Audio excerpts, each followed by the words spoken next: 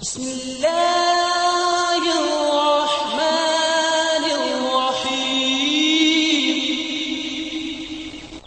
شروع اللہ کے نام سے جو بڑا مہربان نہایت رحم والا ہے۔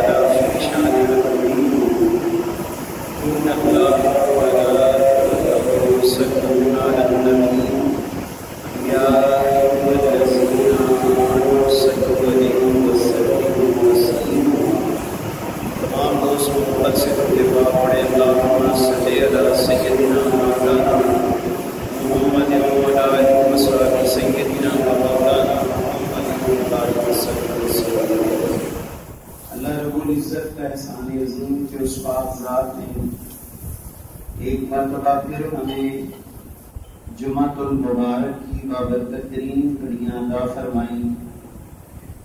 دعا ہے بارگاہ لم یزل میں کہ وہ پاک ذات ہم سب کا یہاں جمع ہونا، مل بیٹھنا، اپنا ذکر کرنا، شکر کرنا قبول و منظور فرمائے، اور آج اس پاک دن کے صدقے ہماری تمام تر خطاؤں کو معاف فرمائے اور تمام بھلائیاں رحمت برکتیں عطا فرمائے، آمین ثم آمین۔ گرامی قدر، قرآن مجید فرقان حمید میں سورہ بقرہ کی پہلی آیات مبارکہ اللہ سبحانہ و تعالی ارشاد فرماتا ہے کہ الف لام میم ذالک الکتاب لا ریب فیہ ھدی للمتقین۔ حروف مقطعات اللہ فرماتا ہے کہ بے شک یہ قرآن مجید اللہ تعالیٰ کی وہ کتاب ہے جس کے اندر کوئی شک و شبہ باقی نہیں ہے، اور اللہ تبارک و تعالیٰ فرماتا ہے یہ ھدی للمتقین، یہ متقین لوگوں کے لیے ذریعہ ہدایت ہے، جو تقوی اور پرہیزگاری سے اس پر غور کرتے ہیں، پڑھتے ہیں، انہیں ہدایت عطا فرماتی ہے۔ اور متقین کون ہیں؟ الذین یؤمنون بالغیب ویقیمون الصلاۃ ومما رزقناہم ينفقون۔ متقین وہ لوگ ہیں جو اللہ تعالی کی بنائی ہوئی غیب کی چیزوں پر کامل ایمان رکھتے ہیں۔ جنت ہے، جہنم ہے، قبر ہے، حشر ہے، تقدیر مخفی ہے، فرشتے ہیں، اللہ کے انبیاء ہیں، اور سب سے بڑی ذات اللہ کی خود ذات پر ایمان رکھتے ہیں۔ وَيُقِيمُونَ الصَّلَاةَ، اور نماز کو قائم کرتے ہیں۔ وَمِمَّا رَزَقْنَاهُمْ يُنْفِقُونَ، جو کچھ اللہ ان کو عطا کرتا ہے وہ اللہ کی راہ میں خرچ کرتے ہیں۔ جو کچھ اللہ ان کو عطا کرتا ہے، مال ہے، عقل ہے، علم ہے، دانائی ہے، فراست ہے، سب کچھ اللہ کی راہ میں خیرات کرتے ہیں۔ حضرات گرامی قدر، یہاں اگر غور کیا جائے تو قرآن کے آغاز ہی سے اللہ نے انسان سے خطاب فرمایا، انسان سے خطاب فرمایا۔ اللہ جنات سے یہاں گفتگو نہیں کر رہا، اللہ تعالیٰ یہاں فرشتوں سے کلام نہیں فرما رہا، بلکہ اللہ براہ راست متقین اور پرہیزگار لوگوں کی صفات کو بیان کر رہا ہے، اور قرآن کا اولین مخاطب ہی انسان ہے۔ اگر کوئی شخص آپ سے یہ سوال کرے کہ قرآن کا موضوع کیا ہے، قرآن کا ٹاپک کیا ہے، قرآن کس عنوان پر گفتگو کرتا ہے، تو اس کا ایک جواب ہے کہ وہ انسان ہے۔ اللہ نے انسانوں کے لیے اس قرآن کو نازل کیا، اور اللہ تعالی چاہتا ہے کہ انسان متقی اور پرہیزگار ہو۔ یہ اللہ تعالی کی بندے سے طلب ہے۔ پھر اسی طرح قرآن مجید فرقان حمید میں اللہ سبحانہ و تعالی نے 3 چیزوں کا ذکر کیا۔ صاحب ایمان لوگوں کا اس بنیاد پر کہ وہ غیب اور مخفی چیزوں پر یقین رکھتے ہیں، غیب اور مخفی چیزوں پر یقین رکھتے ہیں۔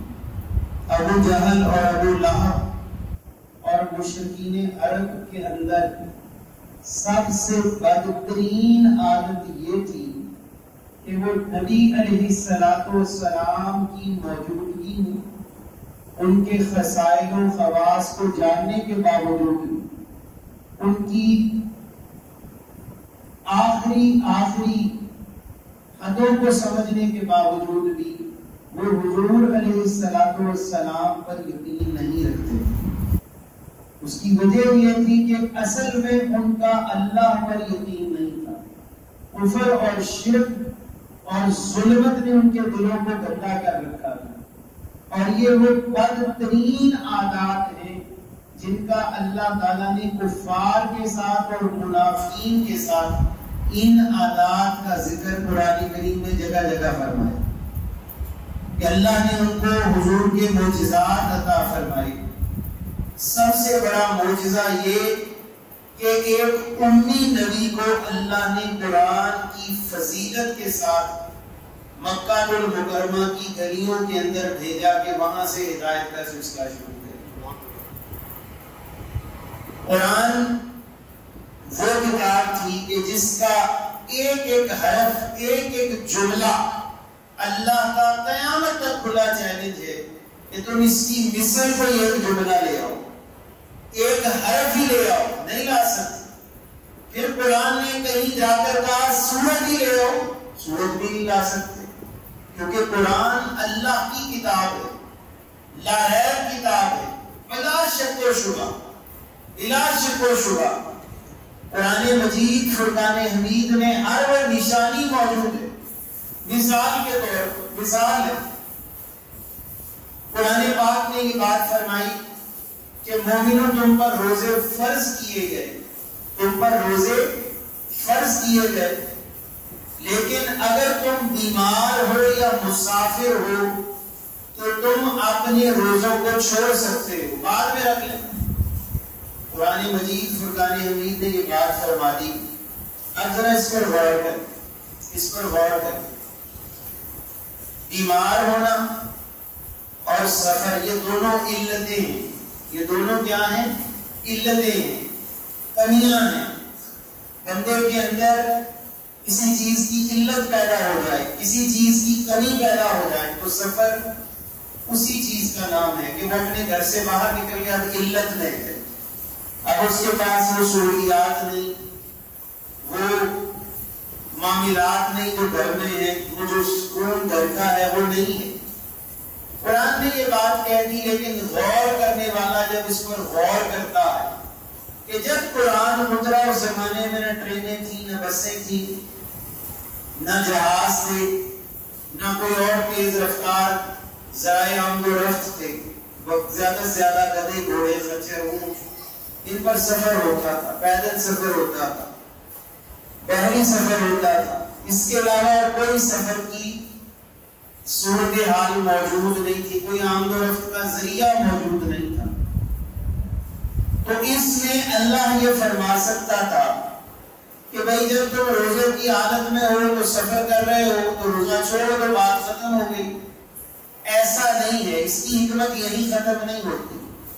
اللہ کائنات کا خالق و مالک ہے، اور وہ علیم و بصیر ہے، وہ ہر چیز کو جانتا اور دیکھتا. اللہ جانتا تھا کہ ان قریب انسان اس قدر تیزی سے ترقی کرے گا، وہ اتنے تیز رفتار آمد و رفت کے ذرائع بنائے گا کہ اگر ایک شخص مثال کے طور پر ملک پاکستان سے روزہ رکھ کر چلتا ہے اور جہاز میں سفر کرتا ہے، تو جس وقت وہ اپنی اگلی منزل پر پہنچے گا تو وہاں اس کو افطار کا وقت نہیں ملنا، وہاں پھر سحری کا ہی وقت ہو رہا ہوگا.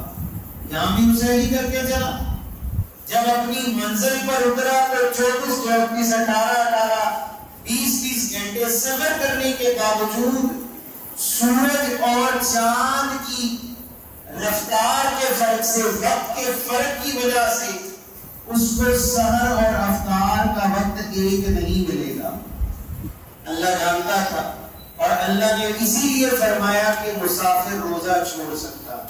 قربان جائیں کہ اللہ کا وہ علم ہے جس کے سامنے ہر علم ہیج ہے، ہر علم کمتر ہے، کیونکہ اللہ سبحانہ و تعالیٰ نے قرآن قیامت تک کے لیے لائحہ کتاب بنایا. یہ ایک صرف ادنا سا مسئلہ سمجھ لیجیے کہ اللہ کی کتنی بڑی حکمت تھی کہ مسافر کے لیے روزے کو چھوڑنے کا حکم دیا کہ جو بندہ اپنے ملک سے روزہ رکھ کر چلے گا وہ افطار کہاں کرے گا؟ اس کا تو وقت تعین بدل جائے گا. یہاں دن کے 12 بجے، ایسے بھی دنیا کے ملک ہے جہاں اس وقت رات کے 12 بجے. آپ ابھی کراچی پہنچ جائیں تو یہاں جو چیز 1:30 بجے کا وقت ہے وہاں بھی 1:30 بجے کا وقت ہے، لیکن سورج کی جو رفتار ہے اور جو اس کی پوزیشن ہے اس کا فرق آپ کو واضح نظر آئے گا، آدھے گھنٹے کا فرق نظر آئے گا اسی ملک پاکستان. اور پھر اسی طرح دنیا میں کئی ممالک ایسے قطب شمالی کے ممالک جیسے ناروے ہے، ڈنمارک ہے، اور بھی اسی طرح کے ممالک ہیں کہ جہاں 6 مہینے دن اور 6 مہینے رات ہوتی ہے. 6 مہینے سورج غروب نہیں ہوتا اور 6 مہینے رات ہی ختم نہیں ہوتی، اور وہ لوگ اسی طرح اپنا وقت گزارتے ہیں جیسا کہ اللہ نے ان کو ماحول عطا کیا. اسی طرح قرآن مجید فرقان حمید میں حکمت بے شمار حکمتیں، ایک ایسی عجیب حکمت جیسے مثال کے طور پر قرآن نے کہا کہ ان قریب حضور کے دور میں روم پر غلبہ ہو جائے گا، روم مسلمانوں کے ہاتھ آ جائے گا. اور قرآن کا یہ اعجاز، قرآن کی یہ سچائی اتنی واضح تھی کہ سیدنا عمر فاروق کے دور میں روم مسلمانوں کے ہتھے آ گیا، روم فتح ہو گیا.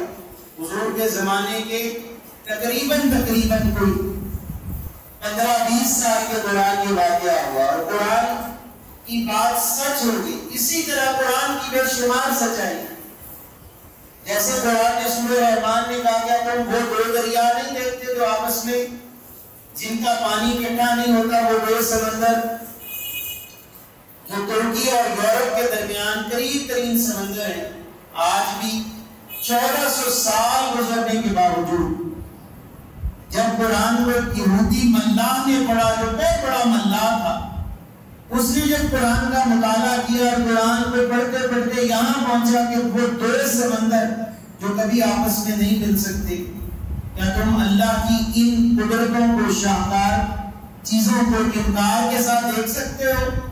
اس نے دیکھنے کے بعد کہا کہ کیا محمد صلی اللہ علیہ وسلم کشتی چلانا جانتے تھے؟ کبھی انہوں نے سمندروں کا اتنا لمبا سفر کیا؟ تو لوگوں نے کہا نہیں، ایسا کبھی نہیں ہوا کہ حضور علیہ السلام اس مقام پر کبھی ظاہری حالت میں آئے ہوں. اس نے فوراً کہا اشہد ان لا الہ الا اللہ واشہد ان محمد رسول اللہ، کہ میں کلمہ پڑھ کر گواہی دیتا ہوں کہ قرآن سچی کتاب ہے، کیونکہ یہ حقیقت صرف وہی جان سکتا تھا جس نے کبھی سمندروں کا سفر کیا. اور نبی چونکہ غیب کی خبریں دیتا، نبی سے کچھ پوشیدہ نہیں ہوتا، نبی کے معنی ہی غیب کی خبر دینے والا، چھپی ہوئی چیز بتانے والا، نبوت کے معنی انباء سے ہے، خبر سے ہے، ایسی خبر جو اس سے پہلے کسی نے نہ دی ہو۔ ہم پیٹی بھی سنا کرتے تھے تو یاد ہوگا اس پر ایک رات کو خبر آیا کرتی تھی، عربی میں لکھا ہوتا تھا الانباء، یہ نبوت سے، نبا سے نکلا۔ خبر مانی وہ خبر، ایسی خبر جو بھی سننے والے سے مخفی ہو۔ تو نبوت یعنی نبی بھی اسی کو کہتے کہ جس کے پاس وہ خبر ہو جس سے امت ابھی ناواقف حال ہو۔ اور قربان یہ بھی حضور کا معجزہ کہ حضور نے وہ ساری خبریں قرآن کی صورت میں اپنی امت کو عطا فرمائی۔ قرآن اس کی تصدیق کر رہا، قرآن اس کے بارے میں بتا رہا، قرآن اس کی شان اور اس کے مرتبے کے مطابق حضور کی بات کی تصدیق فرما رہا۔ یہ مرتبہ صرف اللہ نے اپنے نبی علیہ السلام کو عطا فرمایا۔ پھر اسی طرح جب یہ قرآن اس پر بندہ غور کرتا ہے، ہم اس کو پڑھ رہے ہیں، پڑھتے جا رہے ہیں، اچھی بات ہے، تلاوت ہو رہی ہے، لیکن تلاوت کرنا اور چیز ہے، غور اور فکر کرنا یہ اور چیز ہے۔ تلاوت ایک اور عبادت ہے اور اس پر تدبر اور تفکر کرنا یہ اور چیز ہے۔ مثال کے طور پر حضور نبی اکرم صلی اللہ علیہ وآلہ وسلم کو اللہ تعالیٰ نے یہ بات یہود کے متعلق فرمائی کہ نبی آپ اس طرح یہودی پہچانتے ہیں جیسے ماں باپ اپنے بچے کو پہچانتے ہیں۔ ذرا غور کریں، کیسا حکمت والا جملہ، اور حکمت جملہ کہ یا رسول اللہ آپ ان کو جتنا مرضی ہدایت کی طرف بلائے، اللہ نے ان کے دلوں پر مہر لگا دی، اور یہ آپ کو اس طرح جانتے ہیں جیسے ماں باپ اپنے بچے کو پہچانتے ہیں۔ حالانکہ بظاہر جملہ یہ ہونا چاہیے تھا، انداز عقل اگر انسان ہوتا وہ کہتا کہ جیسے بچہ اپنے ماں باپ کو جانتا ہے، یہ جملہ بھی ٹھیک ہوتا، لیکن یہ بات جملہ پورا نہیں۔ اللہ کی شان اور ہے، بندے کا جو کوئی حصہ ہی نہیں۔ جب بچہ گم ہو جائے تو وہ چند سالوں میں اپنے والدین کے نگوش ہو جاتا، وہ اپنے والدین کے نگوش ہو جاتا، اس کو سمجھ نہیں آتا کہ کون میرا باپ تھا، میری ماں کی ذہن سے چیزیں نکل جاتی، واقعات اس کے اوپر ایسی گرد ڈالتے ہیں، یادداشت کمزور ہو جاتی ہے۔ لیکن والدین ہزاروں میں لاکھوں میں اپنا بچہ دیکھ کے اس کو فوراً پہچانتے ہیں۔ اللہ نے یہ صرف والدین کو دی، اور حضور علیہ السلام کے متعلق اللہ نے اسی بات پر فرمایا کہ میرے محبوب یہ آپ کو اس طرح جانتے ہیں جیسے والدین اپنے بچے کو جانتے ہیں۔ ان کو پتا ہے آپ اللہ کے نبی ہیں، آخر الزمان، آپ کے بعد کوئی نبی نہیں آئے، قرآن آپ پر اترنا ہے، اللہ تعالیٰ کی تمام تر بلائیاں رحمتیں آپ پر ہونی ہیں، یہ جانتے ہیں، اور یہ جاننے کے باوجود بھی سورج کو اپنی آنکھوں سے چھپانے کی کوشش کر رہے ہیں۔ ہاتھ رکھ کے ہم سورج کو پرے کر دیں، ایسا نہیں ہو سکتا۔ قرآن نے اتنی وضاحت کے ساتھ یہ بات فرمائی، ہزاروں، ہر آیت میں اللہ کی حکمت شامل ہے، ہر بات میں اللہ کی حکمت شامل ہے۔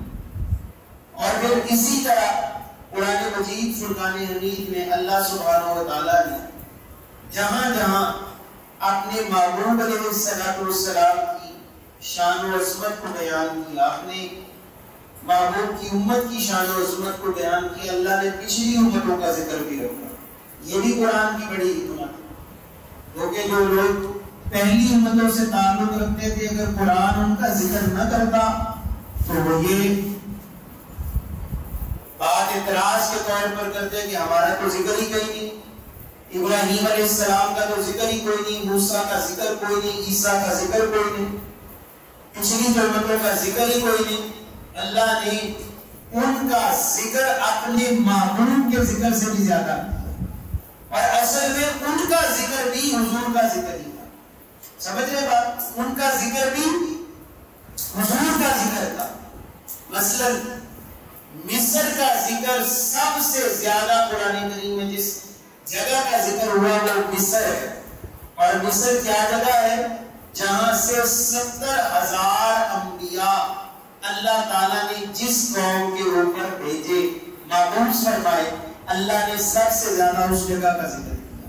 اور انسان کی تہذیب کی ابتدا سب سے پہلے مصر سے ہوئی۔ مصر سے انسان کی تہذیب کا آغاز ہوتا ہے، جو بنیادی زندگی تھی، جو بنیادی معاشرہ تھا۔ گھر بنائے گئے، گلیاں بنائی گئی، بازار بنائے گئے، رہنے کے لیے سہولیات کھڑی کی گئی، ڈیم بنائے گئے، باغات لگائے گئے۔ یہ اس کو انسانی تہذیب کہتے ہیں، ورنہ انسان تو دنیا کی کئی جگہوں پر تھا۔ اور یہیں سے اللہ تعالیٰ نے قرآن مجید فرقان حمید نے یہیں سے سب سے زیادہ ذکر مصر کا کیا۔ آج بھی اہل مصر اس پر بڑا فخر کرتے ہیں کہ ہمارا ذکر سب سے زیادہ کیا ہے، ہمیں سب سے زیادہ اللہ تعالیٰ نے یاد فرمایا۔ اس کی وجہ یہ تھی کہ بنی اسرائیل کا یہ سب سے بڑا مرکز تھا، سب سے بڑا مرکز تھا۔ یروشلم، بیت المقدس اسی کے حصوں میں سے ایک حصہ تھا۔ آج بھی جب ہم سعودیہ کا نقشہ دیکھتے ہیں تو 3 ممالک کی سرحدیں صرف سعودیہ سے 12-15 کلومیٹر پر۔ الحقل اس کا شہر ہے، سمندری ساحلی شہر ہے، کہ جہاں سے اس سال میں کھڑے ہو کے نہ صرف مصر کو دیکھا جا سکتا ہے بلکہ وہاں سے اسرائیل کو بھی دیکھا جا سکتا ہے، وہاں سے جارڈن کو، اردن کو دیکھا جا سکتا ہے۔ 4-5 ملکوں کی سرحدیں اس ایک مقام پر کہ جہاں سے اللہ تعالیٰ نے حضرت سیدنا موسیٰ علیہ السلام کے لیے پانی کے ذریعے رستہ پیدا فرمایا۔ آج بھی وہ جگہ موجود ہے، آج بھی وہ جگہ سعودی گورنمنٹ کا حصہ، سعودی مملکت کا حصہ۔ یہ قرآن کا اعجاز ہے کہ اللہ تعالیٰ نے جن جن ملکوں کا ذکر فرمایا وہ ملک دنیا میں بین آج موجود ہے۔ ایران ہے تو ایران موجود، کیسر و کسرا ہے تو وہ موجود، خرائن مصر تو مصر موجود، یروشلم ہے تو یروشلم موجود، بیت المقدس ہے تو بیت المقدس موجود۔ اگر مکہ کا ذکر مکہ کے ساتھ کیا تو مکہ المکرمہ موجود، مدینہ طیبہ کی اللہ نے قسمیں کھائیں تو وہ شہر موجود۔ تو قرآن کریم کا اعجاز یہ ہے کہ 1500 سال گزرنے کے باوجود بھی اللہ نے اپنی نشانیوں کو قائم فرمایا۔ کوئی سیلاب، طوفان، کوئی زلزلہ ان کو دنیا سے نہیں مٹا سکا، اور اگر اللہ چاہے تو چشم زدن میں اللہ ہی کرے گا۔ لیکن ہر چیز چونکہ اللہ کے تابع ہے، اور اللہ نے جن نشانیوں کا اکرام، عزت مومن کے لیے رکھی ہے، مومن کے لیے جس کا ذکر بارہا کیا ہے، تو اس کا اللہ تعالیٰ نے وجود بھی اسی طرح بحال رکھا۔ انسان نہ صرف اپنی ظاہری آنکھ سے اس کو دیکھ سکتا، مقام ابراہیم ہے، اللہ نے فرمایا ہم نے مقام ابراہیم کو سجدہ گاہ بنایا، آج بھی مقام ابراہیم موجود ہے۔ اللہ نے اگر صفا اور مروہ کا ذکر کیا، فرمایا ان الصفا والمروہ من شعائر اللہ، صفا اور مروہ اللہ کی نشانیوں میں سے 2 نشانیاں، تو آج بھی ایک صفا اور مروہ موجود ہیں۔ اگر اللہ تبارک و تعالیٰ نے مینا، عرفات، مزدلفہ اس میں ٹھہرنے کا، جانے کا حکم دیا تو آج بھی جگہ موجود ہے۔ جہاں رمی کرنے کا حکم ہے تو شیاطین کے آثار آج بھی موجود ہیں۔ الغرض اللہ تعالیٰ نے جن جن نشانیوں کا ذکر کیا، اللہ نے ان کی حفاظت کا ذمہ بھی خود لیا۔ حضرات گرامی قدر، ان نشانیوں میں ایک نشانی جان لیجیے، ہمارا ملک پاکستان میں، یہ بھی اللہ کی نشانیوں میں ایک نشانی۔ قرآن مجید فرقان حمید نے وضاحت کے ساتھ فرمایا، وضاحت کے ساتھ فرمایا، لوگوں میں ان قریب تمہیں ایسا ایک ملک عطا کروں گا، ملک عطا کروں گا کہ جہاں اللہ تمہیں تمہاری حکومت عطا فرمائے گا، تمہیں قرآن پڑھنے میں، نمازیں ادا کرنے میں، تمہیں سجدے کرنے میں کوئی دقت نہیں ہوگی۔ اور بلا شک و شبہ دنیا کی تاریخ میں فقط ملک پاکستان ہے جو اسلامی نظریات کے اوپر بنا، اسلام کے نام پر بنا۔ ہر ملک سعودیہ ہے تو وہ سعودیزم کے نام پر بنا، ان کی نسلی نام پر بنا۔ آج بھی اس کا نام سعودی عرب ہے۔ مصر ہے تو وہ علاقائی اعتبار سے مصر بنا، اگر فلسطین ہے تو وہ علاقائی اعتبار سے فلسطین ہے، اگر دنیا کے اور ممالک انڈونیشیا، ملیشیا، جتنے بھی مسلمانوں کے بڑے بڑے ملک ہیں جن کی آبادی کروڑوں میں ہے، وہ سارے اپنے نسلی منصب پر بنے، صرف پاکستان دنیا کا واحد ایسا خطہ جس کو لا الہ الا اللہ محمد رسول اللہ کے نام پر حاصل کیا، جس کی ہمیں قدر کوئی نہیں، جس کی ہمیں سمجھ کوئی نہیں کہ اللہ کی نشانیوں میں یہ بھی ایک نشانی ہے کہ قرآن نے وعدہ فرمایا ان قریب اللہ تمہیں ان نعمتوں سے نوازے گا، تمہیں ایسا ملک عطا کر دے گا۔ اور پھر حضور نبی اکرم صلی اللہ علیہ وآلہ وسلم کثرت سے اکثر اوقات اس طرف یعنی ہندوستان کی طرف ہو کر کے دعا کیا کرتے، عرض کی یا رسول اللہ ادھر دعا کیوں کرتے ہیں؟ فرمایا ادھر سے مجھے ٹھنڈی ہوا اب قریب یہاں اللہ ایک ملک دے گا جس کی فوجیں پوری دنیا کے ملکوں پر حملہ کرتے ہوئے اسلام کو نافذ کر دیا۔ اور اقبال نے کہا میرے عرب کو آئی ٹھنڈی ہوا یہاں سے، میرا وطن وہی ہے، میرا وطن وہی ہے۔ اللہ نے یہ ہمیں وہ ملک دیا کہ جہاں میرے عرب میرے آقا نبی اکرم صلی اللہ علیہ وآلہ وسلم کو ٹھنڈی ہوا آتی ہے۔ اور ایک روایت ہے کہ محبوب کبریا نبی اکرم صلی اللہ علیہ وآلہ وسلم جب یہاں سے تشریف لے جا رہے تھے، معراج کا سفر تھا، تو جبریل امین سے پوچھا اے جبریل امین یہ جو نیچے خطہ ہے یہ اس قدر چمکدار ہے، یہ تو نہ بیت المقدس ہے نہ خانہ کعبہ ہے۔ عرض کی یا رسول اللہ یہ وہ ملک ہے، یہ ملک خراسان ہے جہاں سے عنقریب اللہ آپ کے دین کو پوری دنیا کے اندر نافذ ہوتا ہے۔ تو محبوب پاک صلی اللہ علیہ وسلم نے براق کو حکم دیا کہ مجھے نیچے اتار، اور اللہ کے رسول نے 2 رکعت اس ملک پاکستان کی سرزمین پر ادا فرمائی۔ یہ روایات کو موجود ہے۔ اسی ملک کی برکت یہ ہے کہ آج یہ ملک چوروں ڈاکوں کے قبضے میں ہے، غاصبوں کے قبضے میں ہے، بے ایمانوں منافقوں کے ہاتھوں چڑھا ہے، لیکن پھر بھی اللہ نے اس ملک کو قائم رکھا۔ اس کی وجہ یہ ہے کہ یہ اللہ کی نشانیوں میں سے ایک نشانی ہے۔ اس کو مٹانے کے کئی منصوبے بنے، کئی طاقت توڑ ہم نے اس پر کیے گئے، لیکن اللہ نے غیر کی مدد کے ساتھ اس ملک کی حفاظت فرمائی۔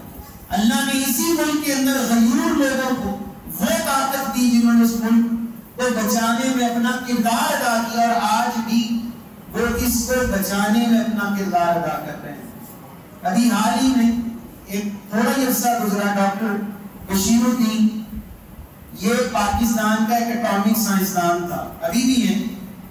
یہ فرماتے ہیں کہ میں امریکہ کے اندر کچھ تجربات میں مشغول تھا، وہاں سے نالج لیا اور بغیر کسی کو بتائے میں اس علم کو حاصل کرتا رہا جو مجھے پاکستان کے لیے ضروری تھا، اور کسی نہ کسی طرح جیسے ڈاکٹر قدیر پاکستان میں پہنچا، یہ بھی پاکستان تک پہنچ گیا امریکہ سے پڑھ کر نالج لے کر، اور بڑے بڑے میزائل ٹیکنالوجی جو تھی یہ ڈاکٹر بشیر الدین محمود کی کاوشوں سے اللہ نے پاکستان کی فوج تک پہنچائی۔ یہ اٹامک سائنسدان تھے اور انہوں نے طبیعیات میں فزکس کے اندر بہت سارے کارنامے سر انجام دیے۔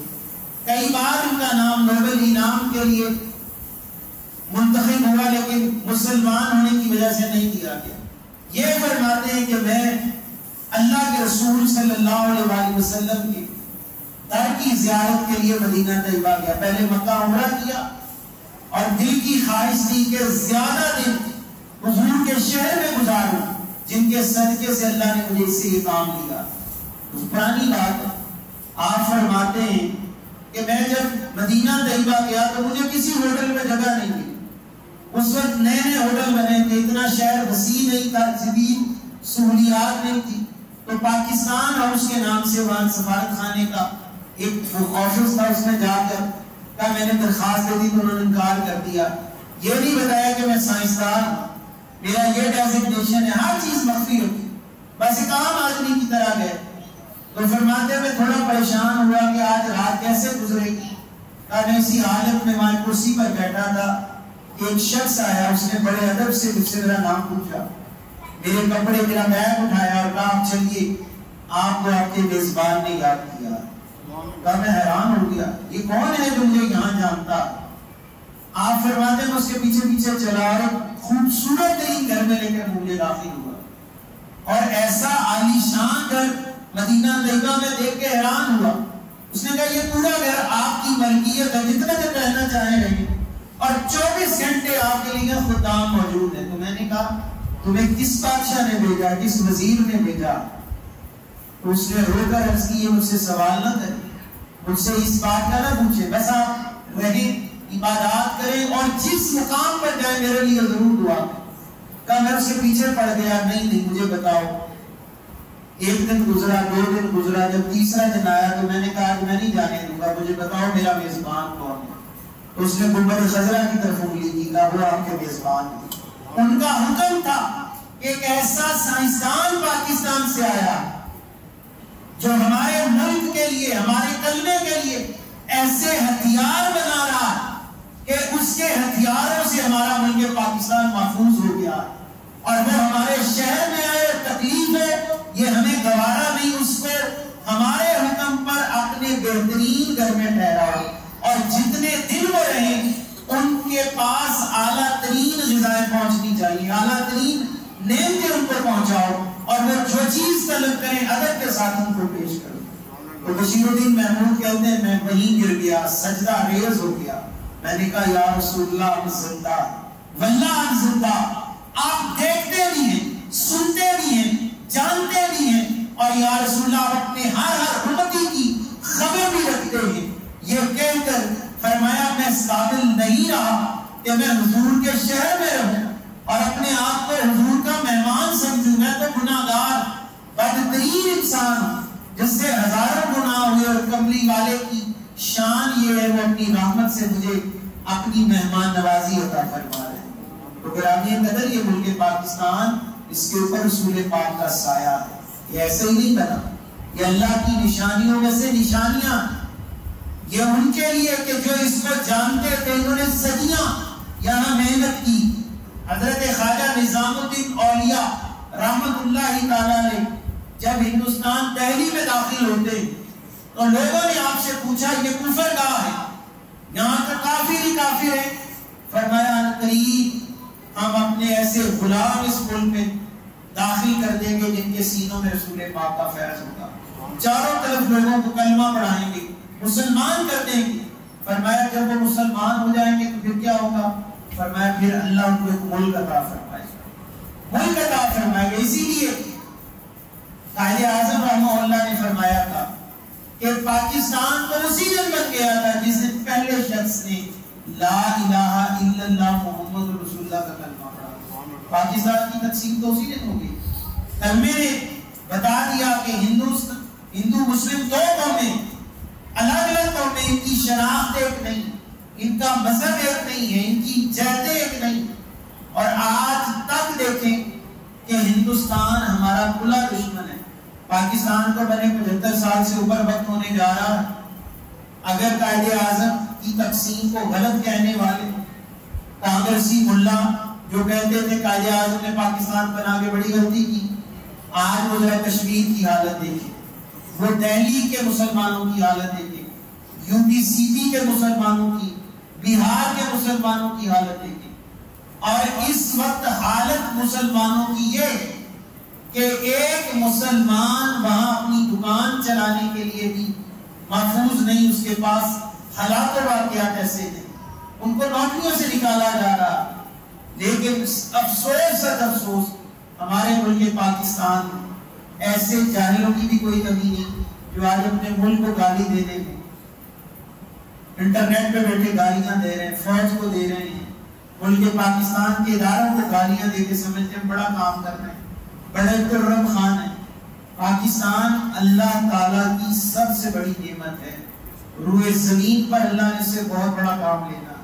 یہ ایسا ملک ہے جب آپ عمرہ یا حج کرنے جائیں دوسرے مسلمانوں سے ملیں اور آپ بتائیں میں پاکستان سے، وہ فخر سے کہتے ہیں کہ ہم پاکستان کے متعلق مکہ اور مدینہ طیبہ کے بعد جو سب سے زیادہ عزت ہمارے دلوں میں وہ پاکستان کی، حکومتیں باہر میں گئی، لوگ باہر میں گئے، پاکستان اللہ کی نعمت، اس کی بقا کے لیے پوری کی پوری کوشش کرنا ہر مسلمان پر واجب ہے، اور جو اللہ کی نعمت کی قدر نہیں کرتا اللہ اس کو اٹھا کے باہر پھینکتا۔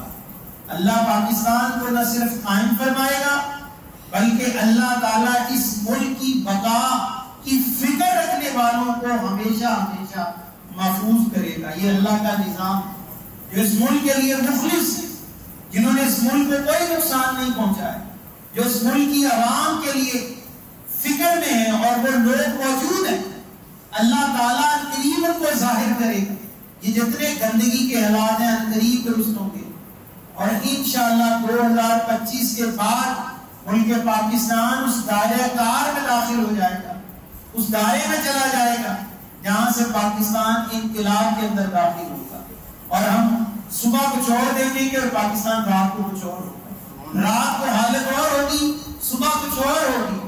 ان 5 سے 10 سالوں میں اللہ کے فضل و کرم سے پاکستان بڑی تیزی سے اس کے حالات بدلنے والے ہیں، یہ ملک تیزی سے بدلے گا، اور اللہ تبارک و تعالیٰ پھر اس ملک کے صدقے پوری دنیا کے کفر کو ایسا ذلیل کرے گا کہ جس کا ہم اندازہ نہیں لگا سکتے۔ میرے محبوب پاک نبی اکرم صلی اللہ علیہ وسلم نے فرمایا ان قریب خراسان سے ایسے مجاہد اٹھیں گے جن کے ہاتھوں میں جھنڈے ہوں گے، اور وہ پوری دنیا پر اسلام کے نظام کو نافذ کر دیں گے اور بیت المقدس آباد ہو جائے گا۔ عرض کی یا رسول اللہ یہ خراسان کہاں، یہ خراسان کہاں، یہ حدیث پاک ہے؟ تو محدثین نے اس کا جواب دیا خراسان میں آدھا پاکستان شامل ہے، آدھا افغانستان شامل ہے، اور ایران کا ایک صوبہ شامل ہے۔ یہ پورا علاقہ جس کی حضور کو بشارت ہے وہ حصہ پاکستان کے اندر ہے، اور اس سے قریب اللہ یہ کام لینے جا رہا ہے۔ یہ ملک پاکستان کی آزادی، جھنڈے بھی لگائیں، خوشیاں بھی منائیں، ضرور کریں، لیکن ہر نماز میں پاکستان کی بقا کے لیے، اس کی عافیت کے لیے، اس کی بہتری کے لیے دعا کریں، اور جو کام پاکستان کی بہتری کے لیے ہو سکتا ہے، کوئی درخت لگایا جا سکتا ہے، کسی بچے کو علم دیا جا سکتا ہے، کسی شخص کی مالی حالت بدلی جا سکتی، کسی کی علمی مدد کی جا سکتی ہے، علمی معاونت کی جا سکتی، کسی کو ہنر فن سکھایا جا سکتا، کرتے جائیے، انشاءاللہ قریب اللہ تعالیٰ پاکستان کو مضبوط کرنے والوں کو مضبوط فرما دے گا، اور جس نے اس ملک سے غداری کی ہوگی اللہ دنیا میں بھی اس کا منہ کالا کرے گا، آخرت میں بھی اس کا منہ کالا فرمائے گا۔